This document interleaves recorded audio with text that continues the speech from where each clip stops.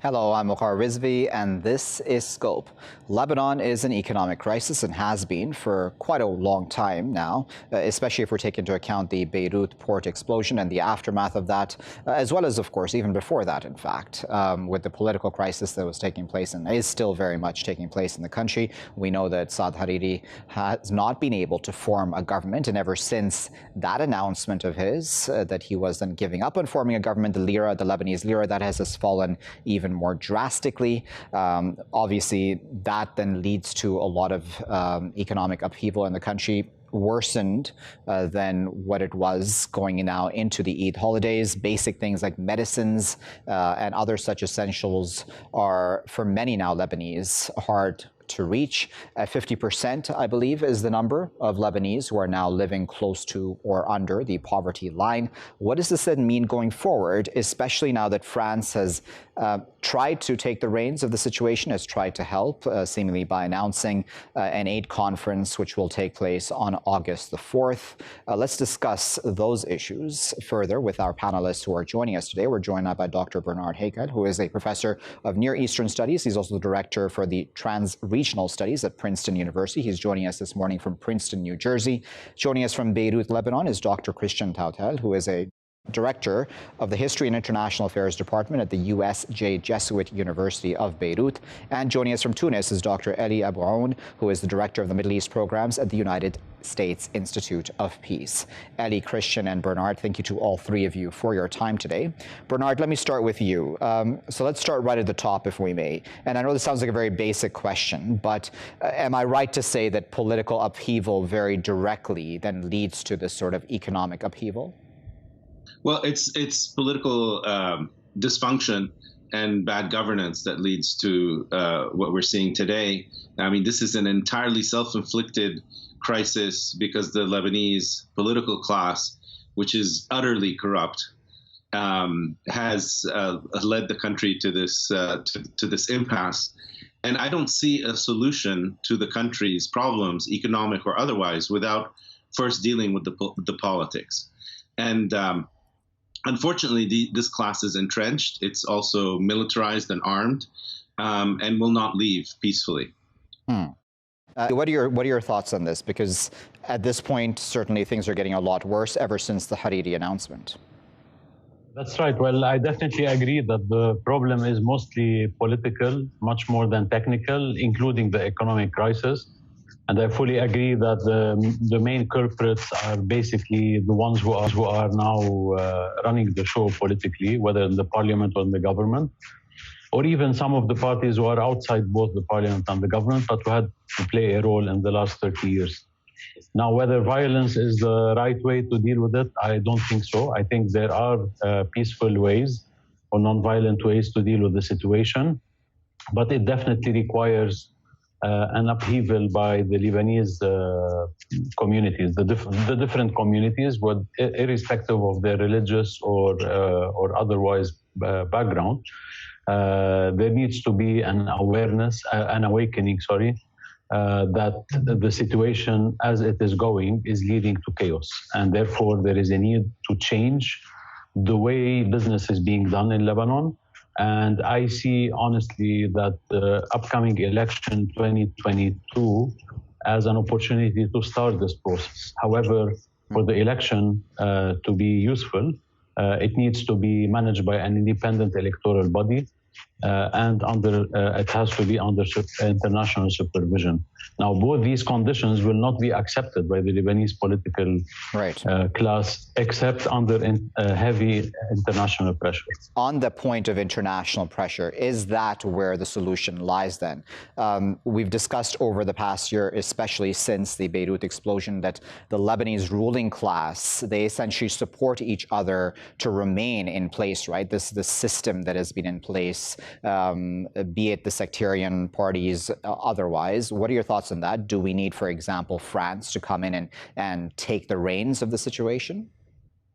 Well, I think that France is trying and have been trying. President Macron came to Lebanon 2 times, and he was supposed to come a 3rd time, then he canceled it because basically he saw that no progress was happening in the government process.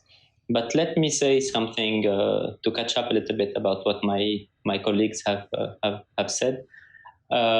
I think the problem is not only about what is happening inside Lebanon. It's not only about the corruption. Basically, today Lebanon is a hostage country. So it's a country taken as a hostage by international committee. Or so what's happening today? It's the arm wrestling between Iran and the United States, and Lebanon is paying the price of this situation in which we are. As long as there is no positive arrangements between United States and Iran, the situation in Lebanon will stay the same, because today Lebanon is a card in Iran's hands. And this is what is happening. Of course, on the other side, we have the corruption and the corrupted Lebanese people who took the power for the last 30 years. Bernard, let me go to you. Christian there was making a really important point, and I wanted to hone in on that, in fact, about the foreign external factor. So if I may just use France as an example, I will, of course, also come to Iran and the other side as well. But even France has been criticized for, in some ways, allowing for or working with the current corrupt politicians, as spoken of by the Lebanese. So, I mean, do you think that that was a compromised move on the part of the French government? Are the French government's intentions, clear and correct vis-a-vis Lebanon? I would think that anybody getting involved from the outside would obviously have their own national interests at stake and as a priority, so not Lebanese interests necessarily? Yeah, I mean, that's true. The country is extremely, it's divided internally, and so therefore very penetrated from outside powers, whether it's the U.S. that supports the Lebanese army, for instance, or France that is trying to play a role. Iran certainly is there, but no outside power can have that role without Lebanese collaboration. And in Lebanon, you have this debate that's constant between the Lebanese themselves as to whether the problem is internal or external.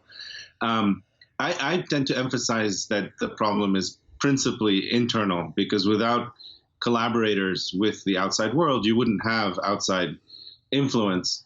The fact of the matter, though, is now that there are certain outside powers that are no longer interested in Lebanon, Saudi Arabia being the principal example of that. The Saudis are not willing to spend a dime or a penny in Lebanon because they see it as being wasted and not giving any return on investment in terms of politics. And so the Lebanese essentially have to realize that the international situation has changed. The French, of course, have also been playing a role. They seem to want to deal with the politicians, but also not want to. They realize the politicians are very corrupt, so if they put any money in the country, it's likely to be stolen.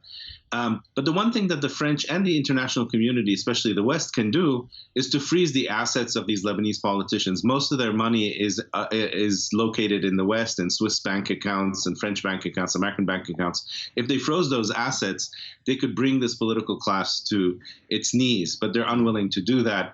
And I think the reason for that is not just Lebanon, is that if they start doing that with the Lebanese politicians, then they would have to do that with politicians all over the third world and Africa and elsewhere. And that's something that the West is not willing to do because it would lose a lot of money, to put it very bluntly. Ali, I wanted to ask your thoughts about the external factor as well. You're sitting there in Tunisia, and I don't want to talk about Tunisia, of course, but I just think that, do you think that revolution, for lack of a better word, is what needs to happen, as in something drastic needs to happen? It's very different, certainly, because this is an entire system. These are politicians that support each other, corrupt politicians, that is, support each other to remain in office, even if they are many times in differing parties. What is the solution then? Yes, well, definitely Lebanon, as any other small country in the world, is affected by regional dynamics. It has always been the case. It's not new. Lebanon has always been a space where regional and international powers try to push forward some of their agendas. And I also agree with my colleagues in saying that it is a complex problem. So it has a very strong internal dimension, and it does have as well a strong external one. The only nuance I would make here is that today's situation is aggravated not by an increased interference by regional powers, but maybe by the lack of interference. This is leaving Iran to play by itself.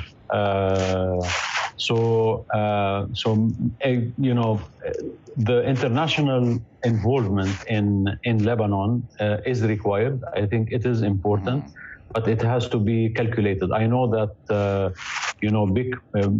major powers and regional powers are not charities, so they do have their agendas, and that's fine.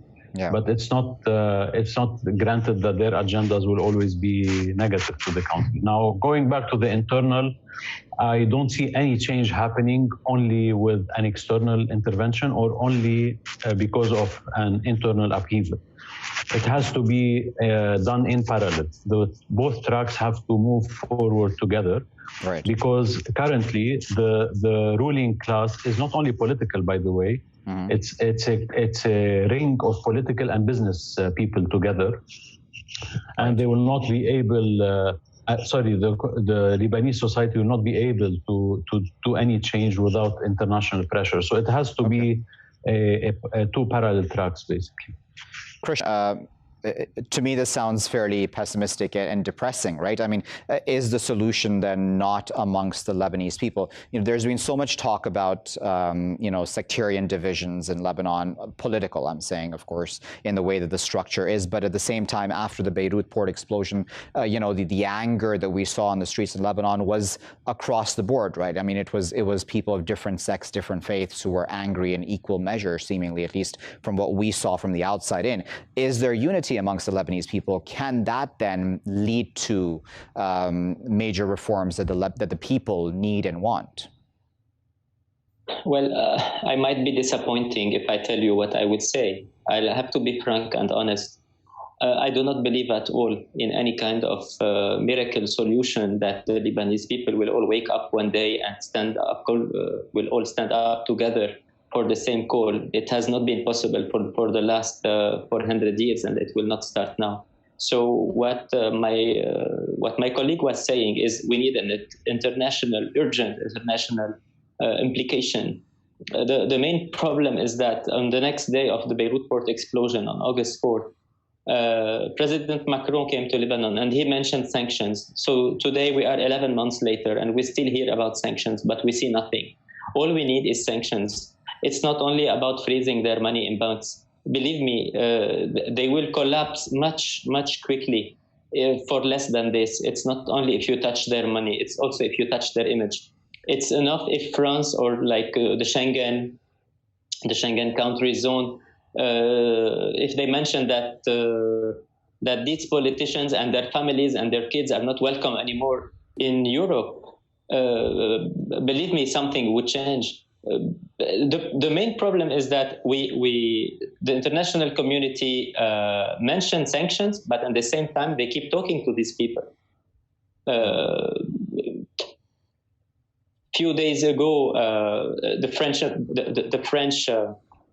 envoyé was in Beirut, and he met with Hezbollah leaders, and then he went to meet with Nabih Berri, and then he went to meet with the president of the Republic. So you cannot threaten people and then you sit with them like if nothing happens. Yeah. So okay. This is my opinion. Right. Berto, we're quickly running out of time, so I'll give you the final word. We have about a minute and a half left. August 4th, we're going to have that aid conference that France is to host. I know that that's not meant to be a solution, but does that, do you think, show you at least light at the end of the tunnel that the world will do something about this? We are seeing slowly more talk about, Lebanon and the crisis there in the media as well.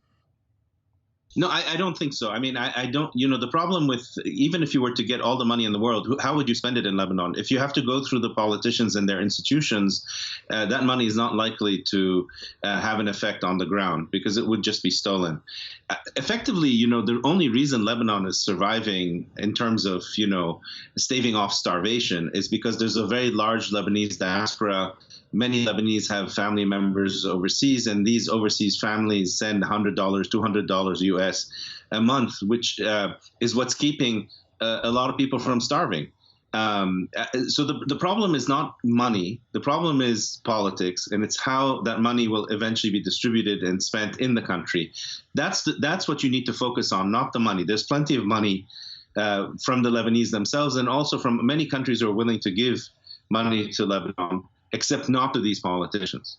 Thank you very much to Bernard, Christian, and Ellie for their time today. We'll have to leave it there at that as the clock has gotten the best of us. We really appreciate them taking their time out to share their insight with us and to contextualize the situation within Lebanon. We discussed, and that is certainly the main discussion today, about the economic crisis in the country. The political crisis certainly has led to that, the corruption within the governing system, the sectarian divisions, as many people discuss in Lebanon as well, keeping both society as well as the governing system very divided and thus corrupt as a whole.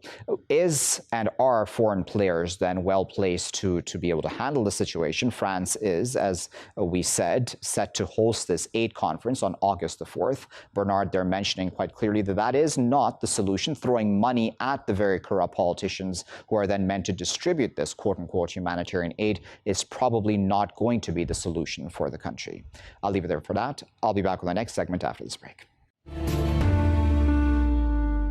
Welcome back, viewers. You're still here in Scope with me, Waqar Rizvi. Now, in this segment, we're going to discuss a report that came out last year. The Rights and Security International organization based in London had described last year the violent, unsanitary and inhumane conditions in detention camps in Syria. Those detention camps specifically set up for those suspected of being ISIS members and or family members of ISIS members. Now, reviewing what, if anything, has really changed over the past year or so in that regard, and it's a kind of a depressing situation, if we're completely honest. A lot of the countries that had been urged to take back their respective citizens and then to hold them to account if the evidence so existed, many of them have chosen not to. Some have. So, for example, we have news just over the past week or so that Finland has repatriated 2 children and 1 mother from Syria, and Belgium has repatriated 6 women and 10 children from the camp. This is at a time that the International Committee of the Red Cross has also urged countries to reclaim their citizens from those camps in Syria.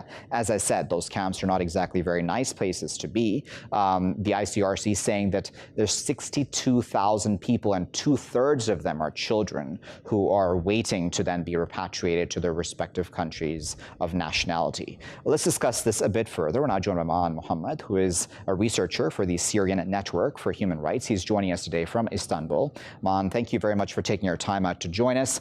What do you make of those detention camps? I mean, I know there's many aspects to it. So there's obviously the biggest one is the humanitarian issue. What are your thoughts on that? Thank you for having me first. The camp's main issues is the inhumane conditions, which include education, health, and children's situation. There's like you said, 2/3 children, and the education isn't taken care of. The situation as there's acute shortage of food, medicine, and water. There's insanitary conditions are terrible. Also, this has been made worse in the COVID-19 pandemic and the lack of humanitarian aid received in this area. It's really a terrible situation on the humanitarian level, and the country is not taking care of people from their nationalities, not repatriating them, as you said, has been a very bad situation for people. The detention of these people, of these civilians, has violated many human rights and international laws, and there hasn't been any methods or ways set to clear these camps or help these civilians out of these camps, which have been really overcrowded in the past few years. Another argument that I've heard about why these camps are concerning is the fact that they are, ripe territory and ripe conditions for, in fact, a lot of the children that are growing up within these camps to be radicalized. What do you make of that argument? course, this has been an issue also because at the Syrian Network for Human Rights, we've issued a report late 2020, where we documented the death of over 50 civilians. 35 were by parties that we were unable to identify, but we can say that some of them have been killed inside the camp. Some people have been killed by personnel affiliated or loyal to ISIS, which shows that they are still in the camp and they have still some influence in the camp, and the SDF aren't really, the security situation is very unstable in the camps, and ISIS control in the camp or influence in the camp can lead to radicalizing of children and other individuals, of course.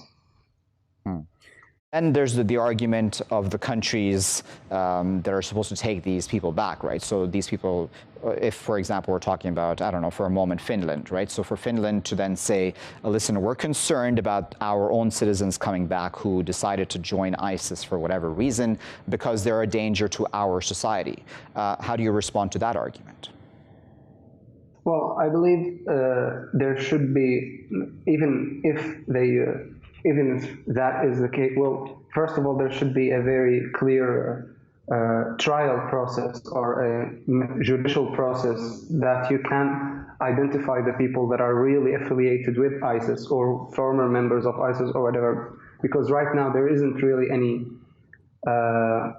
judicial method or system that can really accurately classify these people into certain groups, and then there should be a method to really repatriate these citizens, because children, of course, will be most affected with the continuation of this camps, and they will be unable to integrate them into their community in the future, which is a really big problem for them, because they need to take care of their own, of course, of their children from their nationality, whether it's Finland or any other country. All right, we'll leave it there for that with Maan Mohammed, researcher for the Syrian Network for Human Rights, who is speaking to us from Istanbul. Maan there was discussing with me those camps, those detention camps of alleged ISIS fighters, as well as their family members, women and children included. This has been a situation which has been festering for at least a year or more, in fact, ever since they were transferred into those camps. They are ripe territory, as I mentioned, and as Maan described as well, for the recruitment of ISIS fighters, as well as those who can be then radicalized because of the bad humanitarian situation, as well as just the crowd that is there. Countries around the world of whose citizens are in those camps need to take responsibility, and that's something that's been mentioned a number of times by the United Nations, as well as other human rights groups as well. Put them on trial. If there is evidence, charge them as such. But at the end of the day, citizenry and nationality should not be just dependent on if or if not one has committed crimes, because that's just not how it works in today's modern day and age. I'll be back with my final segment after this break. Welcome back, viewers. You're still here in Scope with me, Waqar Rizvi. Now, there's been a report that's come out regarding humanitarian aid that was given to Juan Guaido, more specifically, by the U.S. government, especially under Donald Trump. Juan Guaido, as we well know, is the man who contests the leadership of Venezuela. Nicolas Maduro is still the president, according to some people. Juan Guaido, according to some others, a number of countries even accepted him as the quote-unquote legitimate leader of Venezuela. Nevertheless, according to U.S. aid, significant amounts of money, and we're talking fairly large sums of money, hundreds of millions of dollars, essentially were not used for the purposes that they were given to Guaido and his team. So the purpose was very specifically humanitarian assistance. As we know, Venezuela has been under heavy sanctions, and not just because of the sanctions, but also because of mismanagement, the pandemic, and a number of other factors. The economy has been suffering for quite a while now. Inflation is extremely high in that country as well. So 98% of the foreign aid resources, according to U.S. aid, channeled through Guaido, were in fact then used for other purposes other than what they were in fact given him 2 4. Does this mean that Guaido was a miscalculation? This has been something that's been spoken about even by those who are critical, very critical, in fact, of the Maduro government as well. Let's discuss that a little bit further. We're now joined by Dr. Alejandro Velasco, who is an associate professor of modern Latin America at New York University. He's joining us this morning from Pomona in California. Alejandro, good morning to you, and thank you for joining us. What do you make of these amounts of money being, for lack of a better word, misused by Guaido? Well, to some extent, it's not a surprise. The strategy that Guaido began in 2019 when he proclaimed himself president of Venezuela as a way to delegitimize Maduro's government was very much always premised on a quick turnaround, a quick reversal of the situation, basically quickly coming to power. There was never any idea that it would be 2.5 years later and we would still be in a kind of stalemate position vis-a-vis Juan Guaido and Nicolás Maduro. What that meant was that the United States, as well as its largest patron, was committed to a strategy of short-term regime change. And so the money that began pouring in was never contingent on any kind of accountability mechanisms, any kind of transparency, because again, the mechanisms, the support structures were not in place to be able to provide for that. And so what we saw over the course of the last 2.5 years is more and more money going towards upholding an opposition movement whose strategy was more and more clearly destined to fail.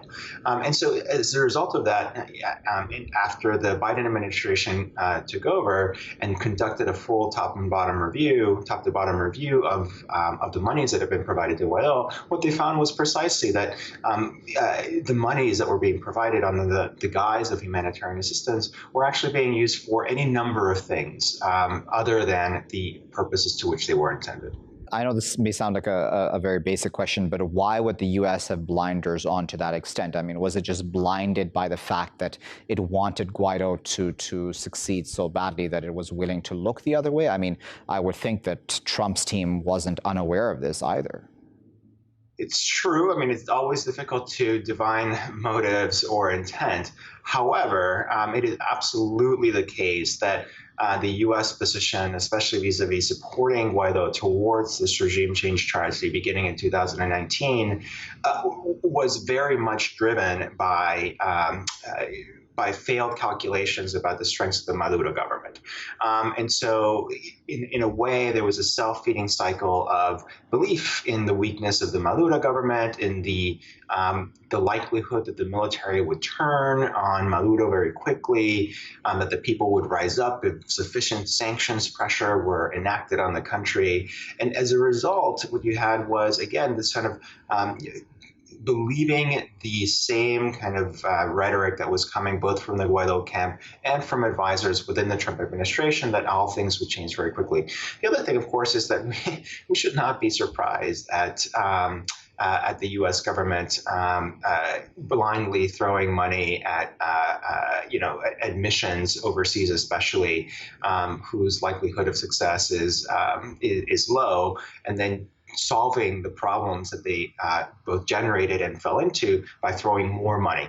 And so, we have seen that time and again. Certainly not. This is not the first time, and it won't be the last. Fair to say then, Alejandro, the goal to have Guaido win the hearts and minds of Venezuelans would probably fail even more so now that this sort of news is public. I think the reality of the situation is that Guaido and the report that's come out have, at this time, given the enormity of the crisis in Venezuela, they're just not at the forefront of people's minds. What this report does, and what poses a challenge of the report challenge, is not so much to the people of Venezuela who are suffering every day, but rather to Guaido's own legitimacy, which at this point in time is really only kept alive, kept afloat because of the United States' and a few other partners, notably the United Kingdom's, continued acceptance of Guaido as the legitimate president of Venezuela and therefore as the leader of the opposition of Venezuela. But there are, as you noted at the outset, tremendous amounts of internal dissent against Guaido's rule or against Guaido's claims to legitimacy and to lead the opposition from the opposition itself. There's a massive debate going on in Venezuela's opposition right now as to whether or not they should participate in upcoming elections, as to whether or not Guaido should continue as interim president, et cetera, et cetera. So the real threat of this report is not what it might do to change the minds of Venezuelans vis-a-vis Guaido, but rather will it change the minds of opposition people within the coalition and then other international supporters of Guaido. Is the lesson here, Alejandro, that the U.S. And the rest of the world shouldn't have actually gotten involved to begin with? That's a difficult question that presumes some second guessing. I think the lesson here is, there are many lessons, but the primary lesson is that foreign policy strategies founded on mistaken assumptions, premised on the idea of a quick outcome, and therefore lacking accountability mechanisms, are much more likely than not destined to fail, number one, and number two, to lead to the kinds of massive amounts of corruption as well as mismanagement of resources that we are seeing. Intervention in itself, of course, is most often the case not helpful. However, there are ways to do intervention that are smarter and those that are less smart. And certainly what we are seeing in the case of Venezuela is one of the least smart ways of approaching it. So rather than suggesting that nothing should have been done back in 2019, really the lesson here is that the experiences of U.S. and other international community interventions that are premised on quick turnarounds, lack of accountability, and a sense of mistaken assumptions are much more than not likely to fail. And so where does this leave Venezuelans, right? Because the situation is still very much unresolved. And I'm talking about the economic crisis / humanitarian crisis with inflation very high. The Iranians have tried to help by sending, I believe, ships of fuel and other such supplies as well. And that's been controversial in and of itself. But this entire episode just gives more strength to Maduro's argument, right? In many ways that, he's in the right in this situation, that this is all being external? Yes, for sure.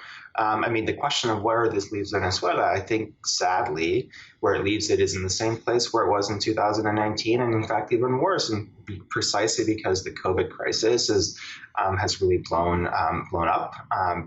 Because the sanctions regime, even though people expected that perhaps there would be some sort of easement of the Trump-era sanctions under the Biden administration, that is not in fact taking place. The aperture of the economy towards a dollarization, a kind of de facto dollarization, which began slightly in 2019, but really in earnest over the last 6 to 10 months, even though that has had some effect in terms of providing a sense of small economic rebound. The fact is that it has deepened inequality because, of course, not everyone has access to dollars. And so, the day-to-day situation in Venezuela continues to grow worse from one day to the next. The other problem, of course, is that there's no sense of resolution in the horizon. The one sliver of possibility that we're seeing is, again, the kind of fractions and fissures within the opposition, especially with an eye towards the upcoming regional elections. And the fact that, for instance, the Maduro government has made some moves to open up the democratic landscape by saying that certain opposition members can participate in the electoral process, but then at the same time also jailing other opposition leaders, especially the more hardcore ones, as a strategy to divide and conquer, has I think led to, at the political level, a sense that we basically are at the same kind of stalemate that we were before, with the added incentive that conditions day-to-day worsen, while Maduro's position, as you well mentioned, at the top of the political structure strengthens from one day to the next. So, and if I may just, as a final comment then, just talk about the region, right? We've recently had these protests in Cuba as well, as you well know, and Cuba and Venezuela, the governments are very closely allied. What is it that is putting pressure on these governments? Is it just a simple explanation of the pandemic has made underlying issues that always existed a lot more evident? That is a significant part of the answer, although I would suggest that it's not quite as simple as that. Certainly, we saw protests in Cuba, but we've seen protests in Colombia. We saw protests in Brazil. We've seen protests in Ecuador. In all of these places, I mean, Latin America is now emerging as the region that is hardest hit in the world of COVID, and not just because of mismanagement and policies and the governments in charge, but rather because of the deep structural inequalities, especially around healthcare systems, that have in fact made the demands of citizens at large become all the more present and urgent. So that's part of it. But I think each country in particular, the COVID crisis has, even though it's revealed these inequalities in striking, dramatic ways, and therefore led to uprisings that we've seen, they also manifest and are the product of specific local particularities that cannot apply from place to place, right? And so in the case of Colombia, for instance, yes, COVID has exacerbated problems, but also the fact that you had basically conservative ruling government that has been in place with some, variances over the last, 15 years that has contributed to inequality. That is part of a long-standing grievance. And of course, in the case of Cuba, you have, a 60-year embargo as well as a 60-year, socialist government that allows very few spaces for dissent, right? And so, all of these are contriving to create a kind of hodgepodge, a melange of grievances that from country to country, COVID has provided the match really to spark. The question now is, how will these various countries respond in a context where the entire world is not in a position to coordinate? All right, we'll leave it there at that with Alejandro. We were discussing there the situation in Venezuela, and we discussed a little bit about Cuba too, because of course there are regional similarities, especially within these sorts of allied governments. A lot of the issues that existed before are now being a lot more highlighted, but yes, as Alejandro correctly there contextualized for us, it's a lot more than that. The embargo on Cuba, the sanctions on Venezuela, the pressure on Venezuela for many, many years, even under the Chavez government. Those are all really important contexts to understand the current situation. Guaido certainly is not popular at this point in time. This sort of news will only make his legacy that much more stained. I'll leave it there for now. I've been Waqar Rizvi. Thanks for watching.